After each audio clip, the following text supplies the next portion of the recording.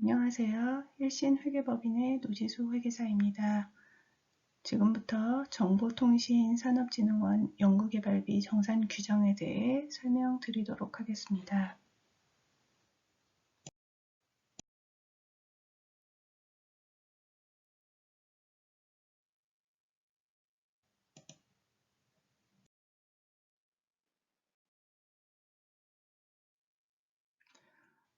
먼저 사업비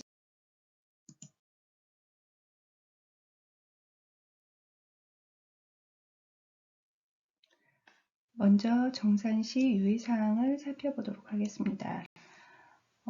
규정을 보시면 각 세목별로 규정하고 있는 한도들이 몇 가지 정해져 있습니다.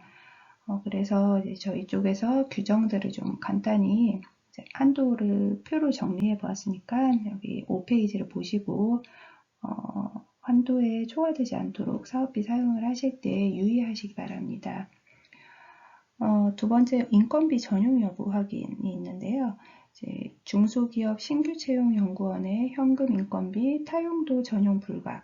그래서 간혹 중소기업 신규채용 연구원의 현금 인건비로 잡아 놓으셨다가 중간에 신규 채용 연구원이 중간에 퇴사하면 그 해당 인건비를 간혹 기존 인력 인건비에다가 전용을 하시는 회사들이 있어요. 이런 경우 해당 금액은 전액 불인정될 수 있기 때문에 전용하지 않도록 항상 주의를 하셔야 될 것 같습니다. 그리고 세 번째, 연구수당 지급 시기 주의. 원칙적으로 저희 연구수당은 사업기간 종료 이후에 사용할 수 있도록 되어 있습니다. 그래서 사업기간 종료 이전에 사용한 경우에는 원칙적으로는 불인정 대상이라고 알고 계시면 되겠습니다.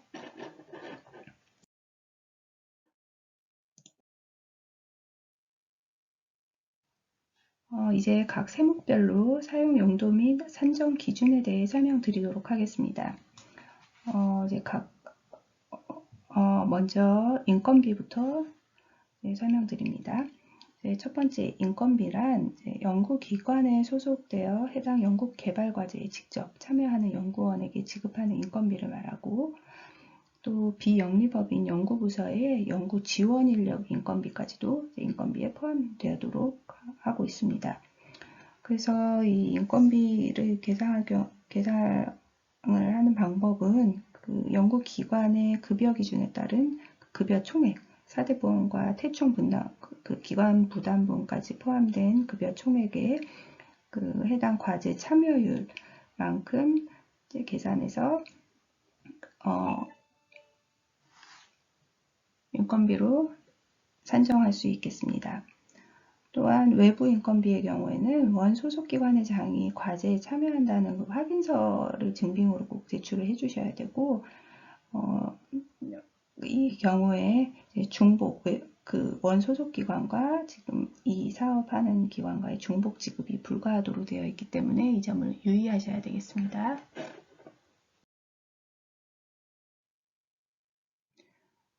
인건비 현물 산정, 현금 산정 대상에 대해서 살펴보도록 하겠습니다.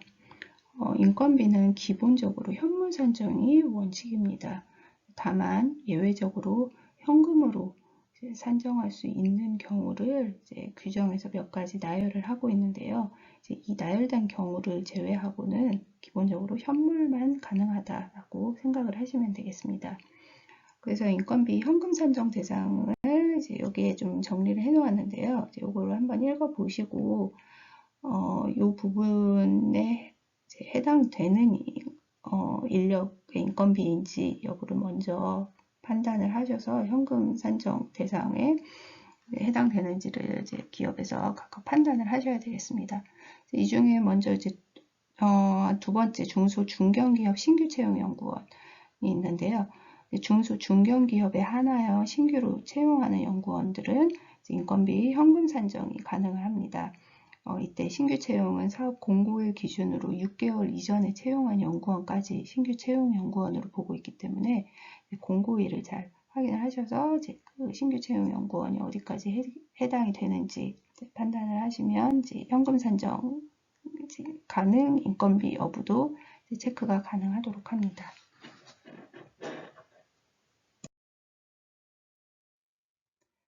다음은 학생 인건비입니다.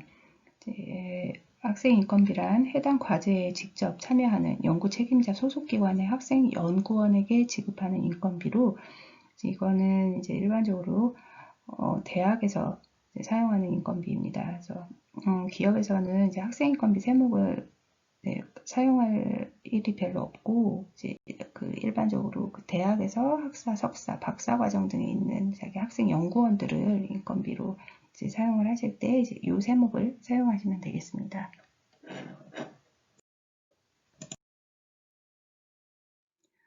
다음은 연구시설 장비 및 재료비입니다.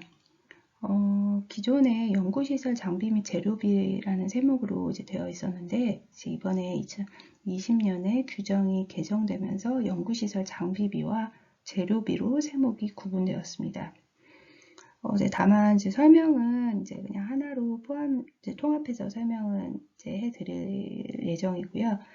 그래서 지금 먼저 보시면 연구시설 장비비의 경우, 첫 번째, 최종 연도 종료 2개월 전까지 납품이 완료되어 해당 과제에 1개월 이상 사용할 수 있는 기기 및 장비다라고 되어 있는데요. 일반적으로 사업비는 사업기간 종료일까지 사용된 분해 한에 한해서는 이제 모두 사업비로 인정이 되는데요. 다만 이제 연구 기기 시설 장비라면 이제 그 경우 이제 최종 연도일 경우에 하나요. 최종 연도 종료 2개월 전까지는 납품 및 검수가 다 완료돼서 해당 과제 1개월 이상 사용할 수 있어야만 이제 이 사업비에서 사용 인정이 가능하다라고 추가로 좀 고려를 해주시면 되겠습니다.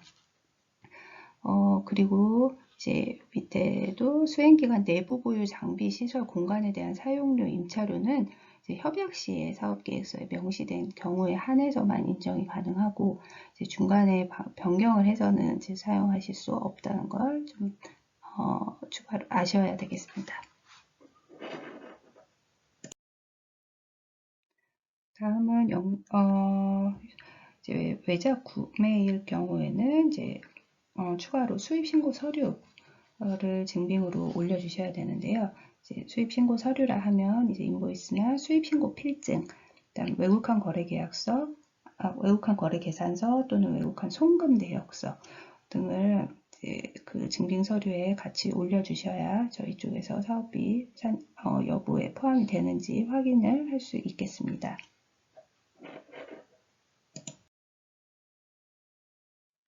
다음은 연구시설 장비 및 재료비의 현물 산정 기준인데요.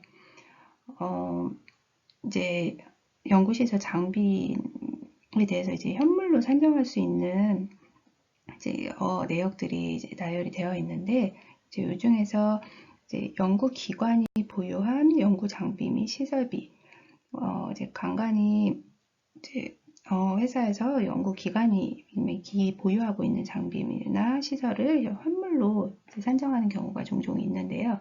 이제 이 경우에는 구입한 지 5년 이내에 한해서 구입가 20% 이내로만 이제 현물로 산정을 할 수 있다고 생각하시면 됩니다. 그리고 이 경우에는 그 회사 해당 장비의 취득일자나 장부가액이 포함된 자산 명세서를 추가로 증빙서류로 올려주시면 되겠습니다.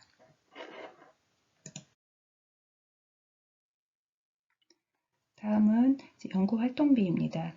연구활동비에는 국내외 여비, 인쇄 복사 인하비, 공공요금, 우편요금, 택배비 등이 있는 이제 세 세목으로 되어 있는데요. 이 중에서 몇 가지 보면 그 이제 공공요금이 있습니다. 이때 이 공공요금은 이제 규정 간혹 어떤 회사에서는 이제 규정에 공공요금이라고 나와 있으니까 이제 뭐 모든 공공요금들을 다 이제 사업비에 넣으시려는 분들도 계신데, 이제 가장 주의해야 될 점은 과제와 직접적으로 관련되어 있어야 한다라는 게 이제 기본적인 사업비 사용의 대원칙입니다. 그래서 이제 일반적으로 사무실에서 사용하시는 그냥 공공요금은 이제 여기에 규정에 이렇게 적혀 있더라도 이제 여기에 사용하시면 안 되고, 이제 과제와 딱 직접적으로 관련되어 있는 것에 한해서 이제 사용을 하실 수 있다고 이제 판단을 하시면 되겠습니다. 그리고 이제 여비는 이제 수행기간 자체에 기준이 있는 경우에 자체 여비 규정에 따라서 적용을 하시면 되고요. 이제 그때는 이제 여비 규정을 같이 올려주시면 되겠습니다. 그리고 회의 및 교육, 세미나 개최비는 이제 회의장 사용료, 전문가 활용비, 회의 관련 인쇄비 등에 한해서만 산정 가능합니다. 그리고 범용성 장비는 영리기관의 경우 이제 협약 시 사업계획서에 명시된 경우에만 한해서 인정이 가능합니다. 그래서 이제 일반적으로 PC, 프린터, 뭐 노트북 같은 이제 그런 것들은 이제 범용성 장비에 포함된다고 해서 협약 시 명시되어 있는 경우에만 사용해야 하고 그 외에는 이제 사업비 사용이 불가하다라고 되어 있습니다. 그리고 이제 비영리 기관은 이제 요거와 상관없이 개인용 컴퓨터 구입할 경우에는 이제 협약 시 사업계획서에 명시되어 있지 않더라도 자체 규정의 구매 절차를 통해서 집행을 하시면 이 부분은 추가로 인정됩니다. 또 범용성 소프트웨어는 이거 역시 이제 협약 시 사업계획서에 명시된 경우에 한해서만 인정 가능하기 때문에 이제 처음 협약하실 때 사업계획서에 구체적으로 뭐 수량이나 내용 등을 구체적으로 명시해 주시면 사업비 사용에 크게 무리 없으실 거라고 생각됩니다.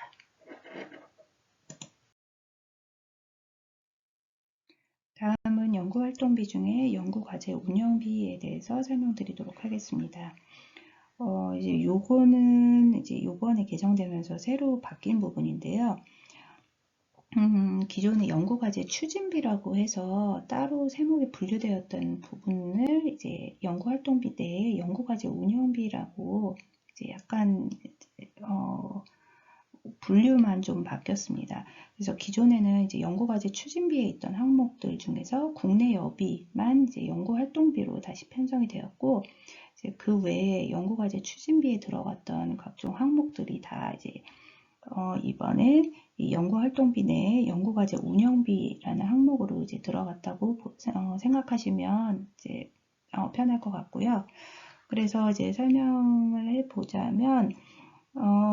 일단 연구과제 운영비에서는 기본적으로 직접비의 5% 이내만 산정이 가능합니다. 그래서 이제 현금 및 현물 산정 직접비, 현금과 현물에 계상된 직접비의 5%까지만 산정을 하실 수 있고요. 그다음에 회의비, 식대, 사무용품비, 연구 환경 유지를 위한 기기 비품 구입비, 그리고 비영리법인의 연구실 소모성 경비 이런 것들이 다 포함이 됩니다. 또한 그 회의 및 세미나 관련 식대, 다과비, 그리고 이제 과제 수행과 관련된 이제 야근 식대가 있을 경우에는 이제 야근 식대까지 연구과제 운영비에 항목으로 이제 넣으시면 되겠습니다.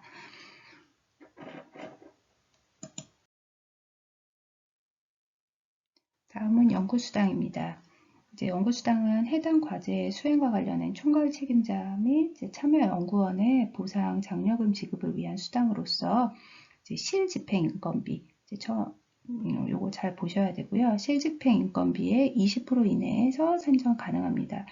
그래서 만약에 이제 처음에 협약할 때 그 계상하셨던 인건비 의 20%를 꽉 채워서 연구수당을 계상해 놓으셨을 경우에 만약에 인건비를 다 사용하지 못하시고 잔액을 남기셨을 경우에는 연구수당도 실집행이기 때문에 그 실집행 인건비를 기준으로 계상하기 때문에 연구수당 한도도 줄어든다고 이제 보시면 됩니다. 그래서 요거 이제 인건비 잔액을 남겼을 경우에 연구수당도 잘 연동돼서 움직인다는 거를 좀 주의하셔야 되고요.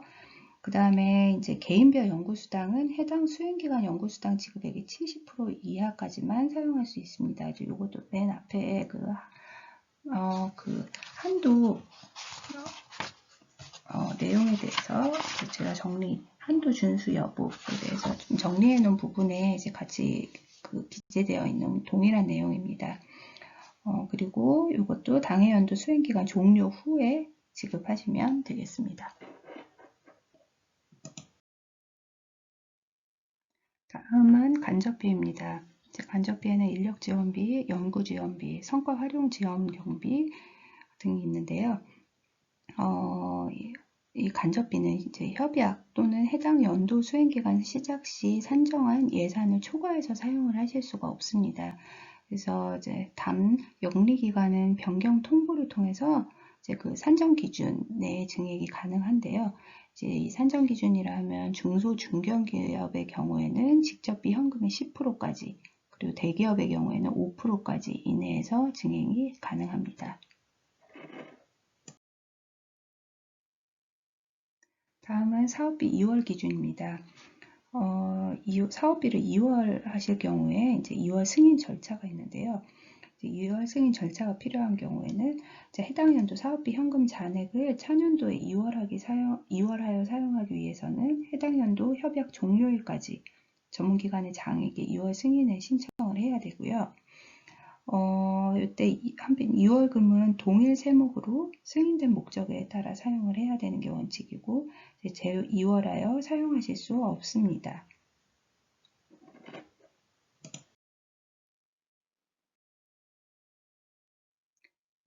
다음은 주요 불인정 사례에 대해서 말씀드리도록 하겠습니다. 먼저 공통사항인데요. 사업비 카드 이외의 카드를 사용한 경우 인정이 되지 않고요. 다음에 있는 환급받을 수 있는 모든 관세, 부가세 등 금액을 집행금액으로 포함시킨 경우에도 해당 그 세금만큼만 불인정됩니다. 그리고 사업비 변경, 2월 등 전담 기관의 승인사항을 준수하지 않고 집행한 경우에도 주요 불인정 된다고 생각하시면 되겠습니다. 다음은 인건비 쪽 불인정 사례인데요. 여기 내용 쭉 읽어보시면 되고, 주요한 걸로 먼저 첫 번째 현물 인건비를 현금으로 지급한 경우 당연히 불인정입니다. 그리고 그 아래 보시면 해당 과제 수행을 위해 신규로 채용한 중소 중견기업 소속 연구원의 인건비를 원래 계획보다 감액한 경우에는 해당 금액을 반납하셔야 됩니다. 그래서 만약에 기존 연구원의 인건비로 전용을 하시던가 그런 경우에는 해당 금액만큼 다 불인정된다고 기억하시면 되겠습니다. 다음은 연구시설 장비 및 재료비에 대한 불인정 사례입니다.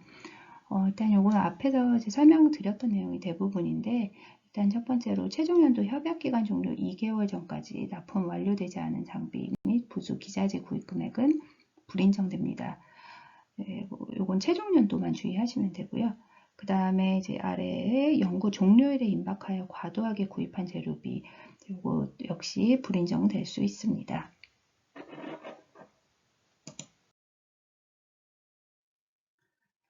다음 협약 시 사업계획서에 명시하지 않은 시설 장비의 유지 보수비 역시 불인정됩니다. 기본적으로 연구비로 현금으로 구입한 것 또는 현물로 계상된 시설 장비인 경우에 한해서만 과제의 관련성이 있다라고 판단을 하기 때문에 그 시설 장비의 유지 보수비만 인정이 되고 그 외에는 인정되지 않습니다. 다음 수행기관 간 장비 시설 공간에 임차료를 지불한 경우 역시 인정되지 않습니다. 다만 수행기관 중에서 비영리 연구기관이라면 그 기관 자체에서 공인하는 시험 분석 결과서를 발행하는 시험 분석료는 인정됩니다. 다음 연구활동비 부분이고요. 이거 읽어보시면 되고, 그 중에서 수행기관의 여비 규정 외에 과제 수행을 위한 별도의 여비 규정을 만드시는 회사들이 간혹 있는데, 이거는 인정되지 않고요. 다음 출장 결과 보고서가 없는 국외여비 등도 역시 인정될 수 없습니다. 다음은 주관기관, 공동연구기관, 위탁연구기관 간의 상호 의뢰된 시험 분석료는 인정될 수 없습니다. 다만 비영리기관에 한해서 자체 장비 및 시설을 이용해서 시험 분석 결과서를 발행할 경우에는 그거는 예외적으로 인정이 됩니다. 그리고 전문가 활용비의 경우 수행기관 소속 직원에게 지급한 전문가 활용비는 인정될 수가 없어요. 다만 이제 비영리기관에 한해 참여연구원이 소속된 최소 단위 부서 소속의 직원을 제외한 기관 내 인력을 활용한 경우는 예외라고 적혀 있는데, 이제 이 경우는 이제 원칙적으로는 수행기관 전문가 활용비는 지급할 수 없는 게 원칙이고, 이제 예외적으로 비영리기관, 본인이 비영리기관일 경우 이제 본인 기관의 최소 단위 부서를 제외한 동기관의 그 직원에게 전문가 활용비를 지급할 경우에만 이제 인정이 된다라고 이제 생각을 하시면 되겠습니다.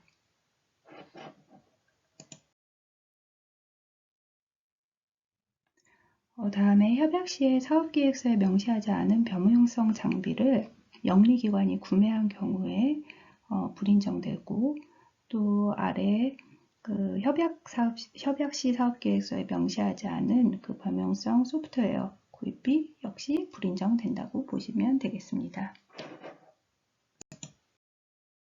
다음 연구과제 운영비입니다. 직접비의 5%를 초과하여 집행한 경우에는 그 초과 금액만큼은 불인정됩니다. 그리고 이제 네 번째, 연구환경 유지를 위한 기기 비품 구입 유지 비용 중 사업계획서에 구체적으로 명시되어 있지 않다면 이것 역시 불인정됩니다. 그리고 그 회의비의 경우 외부기관 참석 없이 단일 수행기관 내부 직원끼리만 회의비로 집행된 금액은 이제 사업비에서 집행하실 수 없고, 주관기관과 참여기관이 같이 회의를 한 경우나 참여기관끼리 한 경우에는 다 회의비에서 인정이 됩니다. 다만 이제 본인 회사 직원들끼리만 한 회의비는 인정될 수 없습니다.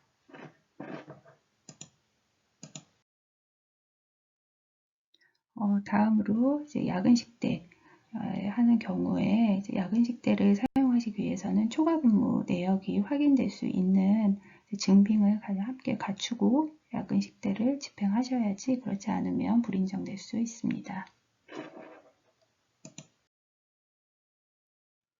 다음 연구수당인데요. 이제 연구수당의 경우 인건비를 협약 시 사업계획서상의 금액보다 감액한 경우 실집행 인건비 20%를 초과하여 지급하였다면 초과 금액만큼은 불인정됩니다. 그래서 예산이 아니라 이제 아까 설명드렸듯이 이제 인건비 실집행 금액의 20%라는 걸 기억해 주시기 바랐고요.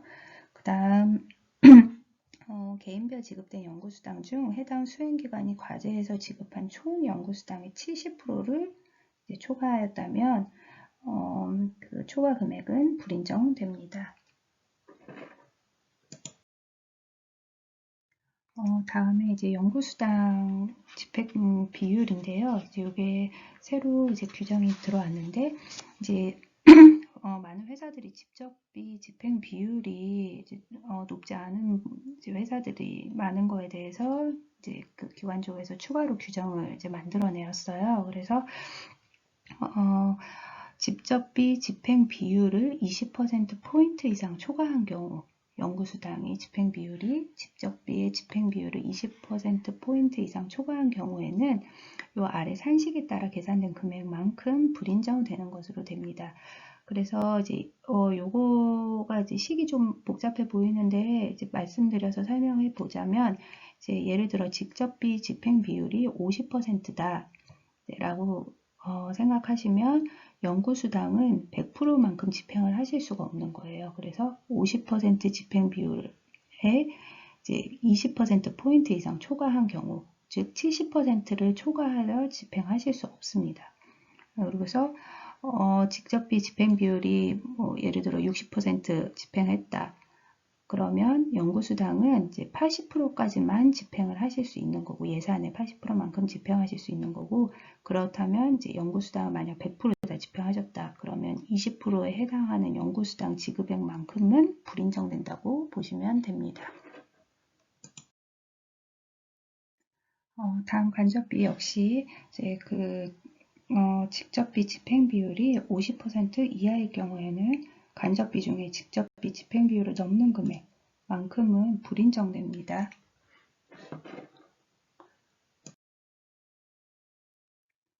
이것으로 정산 규정 설명을 마치도록 하겠습니다. 감사합니다.